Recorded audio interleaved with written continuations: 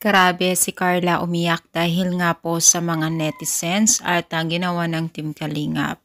Dahil nga po sa pagsasabi po ng mga kapitbahay niya at kakilala ay talagang hindi niya napigilan umiyak at bumuhos ang kanyang luha. So ano nga ba ito? So bago natin ipagpatuloy ang ating pag-support today's video, kung bago ka pa lang sa aking channel, please subscribe po, like, and pakit na rin po natin guys ang notification bell upang ma-update po tayo tuwing ako po nag-upload sa mga viral and trending video.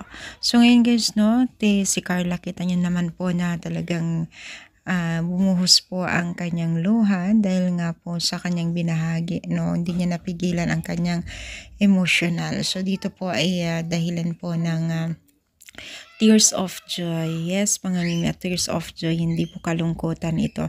Dahil po na-appreciate po niya yung papasasalamat ng mga kilala niya, kapitbahay, na talagang pinagmamalaki siya bilang siya dahil tumutulong po bilang tinulungan po ng Team Kalingap, ay isinusukli naman po niya sa kanyang mga kakilala na hirap din sa buhay. So alam niyo ba guys na itong si Carla ay talagang na-appreciate niya yung lahat ng pagmamahal natin sila sa kanya, pagmamahal ng mga netizen sa kanya, dahil syempre dahil din sa kanila ay nagkaroon din po siya ng chance na tumulong po sa iba.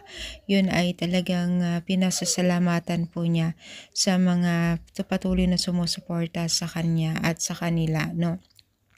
At sana maging malawak pa po ang kanyang pagtulong, no, gaya po ng mga ibang charity na mga natulungan na rin po ng Team Kalingap, no. So sana tuloy-tuloy ang pag-support natin sa kanila. So ano masasabi ninyo? Comment down, palike po ang ating video. Thank you so much guys, more power, and God bless all guys.